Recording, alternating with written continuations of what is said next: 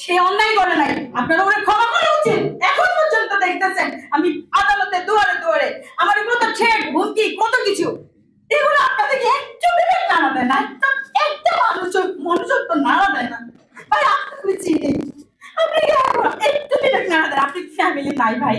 আমি যে এজাহার লিখেছি ওই এজাহারে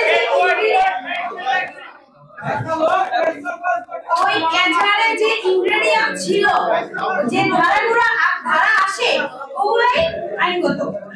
আমি যে এজাহারটা করেছি আমি কিন্তু ধারার কথা বলতে পারি, তখন থানা থেকে কিন্তু 306 দিয়ে আমাকে বিদায় করে দেওয়া হয়েছে। এখানে তারা অনেক মিটিং করেছে, প্রভাব খাটাইছে। এখন আপনি মেবি নিউজ 24 এর আপনাকে প্রশ্ন করার জন্য আমার খারাপ লাগছে না, থ্যাংক ইউ। কিন্তু আমি বলতে চাই রাতের রানী কে শুনেন, কিন্তু এই সিন্ডিকেটের সাথে আপনার মনের সম্পর্ক, সিন্ডিকেট হচ্ছে আনবিন। শুনেন আমি বলছি আমাকে যদি বলার সুযোগ আপনারা যদি আমার থেকে নিতে চান, কথা নিতে চান, তাহলে শুনতে হবে। আচ্ছা, নয়ন নিজামকে নিশ্চয়ই আপনারা চিনেন, বাংলাদেশ প্রতিদিনের সম্পাদক। আচ্ছা, এটা আমি মুনিয়া মারা যাওয়ার পর জানতে পারছি। কোন একটা প্রোগ্রামে মুনিয়াকে ইম্পেরিয়া ও প্রথম আলো কোন একটা পাঠক ফোরামের সদস্য ছিল, ওকে ইনভাইট করতে কোন একটা পেপার ওকে পুরস্কার দিবে। তারপর হচ্ছে আপনাদের নিউজ 24 চ্যানেলে উপস্থাপনা করার একটা প্রস্তাব দিয়েছিল, যেটাতে আমি আমার পক্ষে নিষেধ করেছি। আমি বলেছি ইন্টার কমপ্লিট হওয়ার পরে সে যেন এটা করে।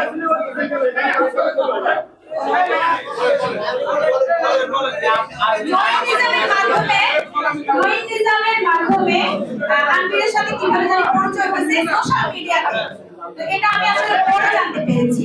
আর বাসা ভাড়ার যে বিষয়টা, এটা নিয়ে আপনারা অনেক মিথ্যাচার করেছেন অনেকে, এটা এভিডেন্স বের করেছে। বাসা ভাড়া শুনেন, একটা মেয়ের ফুসলায়া যদি নিয়ে যায়, আপনাদের মা বোন আত্মীয় স্বজন মামাতো খালাতো চাচাতো অনেক মেয়ে আছে না, গাড়ি থাকার পরেও চলে যায় ছেলের হাত ধরে, অস্বীকার করতে পারবেন যে কারোর পরিবার থেকে এরকম যায় নাই? ভাইয়া আপনি করেন নাই না, আপনি করেন নাই, ইউটিউব বিভিন্ন ভিশনে। আচ্ছা সরি, তাহলে অ্যাকসেপ্ট সরি। আমি তো ইউটিউবে অনেক মিথ্যা কেন দেশ রূপান্তরের কুমিল্লার প্রতিনিধি জাকির আমার কাছে অফার নিয়ে গেছে 20 কোটি টাকা দিবে যেন আমি মামলাটা তুলে ফেলি। তাই তখন দেশ রূপান্তরে আমাকে নিয়ে মিথ্যাচার করছে। কেন করে নাই বলতেছেন? ও সাংবাদিকরা মিথ্যাচার কেন করে নাই? আমি নাকি পতিতাতুল্লাহ চালাই। কখনো কি পাইছে কিছু বের করতে পারছে? কিছু বের করছেন? কি আছে? কেন আপনারা এগুলা করেন? আমি তো আপনাদের সাহায্য চাচ্ছি। আজকে পর্যন্ত কালকে পর্যন্ত আমার লয়ার আসে নাই। আমি এখন আপনাদের মনোযোগ তোলার জায়গা নাই, এখন বিবেক দিয়ে আনন্দ নাই। লক্ষ টাকার জন্য, কোটি টাকার জন্য যদি হইতো তাহলে কেন আমাকে অফার করলো? আনবির যদি ভুল না করে 100 কোটি টাকা দিবে কেন? আমার সেই মগজ আছে না, আমি নিব না। আমাকে মেরে ফেলতে পারবে, কিন্তু বিক্রি আমি হবো না। আমি যে লোকের মেয়ে, আপনার কুমিল্লা গিয়ে খবর নিয়ে আমি কার মেয়ে, যে বাবা 71 মুক্তিযোদ্ধা, আমি অস্বীকার করতে পারবো না। এখন ছাত্রদের তেল মারতে পারবো না, আমি যেটা সত্যি কথা। ছাত্রদের সাথে আমি আসি, ছিলাম, সংস্কার আন্দোলন করবো, সামনেও করছি, কিন্তু কেউ সহিংসতার কাম্য করে না।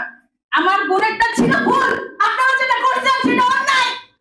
আমি যেটা করছি, আমরা সবাই যারা করতেছি এখন, সেটা অন্যায়।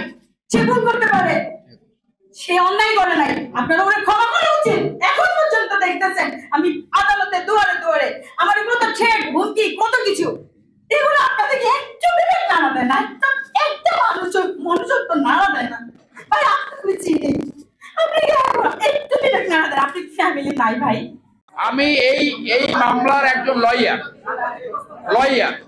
আমার নামে এই আনবির ভাইরাল প্রতিদিন একটা সাইট বানিয়ে এমন ভাবে ডিফেমেটরি নিউজ করেছে, যেটার বিরুদ্ধে আমি মামলা করেছি। এই মুনিয়ার বোন ওর বিরুদ্ধে করেছে। যারা এখানে ন্যায় বিচারের কথা বলেছে তাদের নামে করছে। মামলা করার পর এটা থেমেছে। আর এই যে লোক মুখে যে শুনছেন, এইটা হলো যখনই একজন ভিকটিম হয়, এইখানে আপনাদের কেয়ারফুল থাকতে হবে যে যখন একটা মেয়ে হত্যাকাণ্ড এবং ধর্ষণে তার চরিত্র অ্যাসোসিয়েশন করে, এইটা আমাদের একটা অত্যন্ত নিম্ন সংস্কৃতি। সে ইজি ওইটাতে হয় নাই, এবং এই সার্কামস্টেন্স গুলোর ভিত্তিতে আমরা বলছি যে এটা হত্যাকাণ্ড। আর একজন আসামি কেন দেওয়া হয়েছে? একজন আসামি দেওয়া হয়েছে যে বাড়িওয়ালা রিপন এবং তার ওয়াইফ শারমিন, এরা দুইজনকে সাবি দিয়ে দেওয়ার জন্য বলছে, তারা সাবি দেয় নাই। তারা সাবি দেয় নাই। তাদেরকে মুনিয়া গাড়ি দেওয়ার জন্য বলছে, নিজের প্রাণ বাঁচি যাওয়ার জন্য, ভাগে যাওয়ার জন্য। তাদেরকে গাড়ি দেয় নাই, তাকে সহযোগিতা করছে। তারপরে তার বান্ধবী সাইফুর রহমান মিম, তার মা বাবা তাকে বাসায় নিয়ে ডাকছে, সেখানে বাসায় নিয়ে তাকে বলছে যে তুমি ভাগে চলে যাও, নয় তোমাকে হত্যা করা হবে। এই ঘটনাটা ঘটার পিছনে ইমোশনটা কি, তাদের লক্ষ্যটা কি? লক্ষ্যটা ছিল যে মুনিয়া তখন 2-3 সপ্তাহের অন্তঃসত্ত্বা তখন অন্তঃসত্ত্বা। সেটা এই অন্তঃসত্ত্বা হওয়ার কারণে তাদের একটা এই স্বনামধন্য পরিবার, তাদের সুনাম ক্ষুণ্ণ হবে। এই জন্য তাকে পৃথিবী থেকে সরাই দিতে পারলে তাদের সুনামটা রক্ষা হবে। এই কারণে তারা তাকে মারার প্ল্যানটা প্রয়োগ করে। এই 8 জন মিলিয়ে একে অপরের সাথে জড়িত, সবাই কিলিং মিশনে ডাইরেক্ট জড়িত না, ঘুরে ঘাড়ে জড়িত।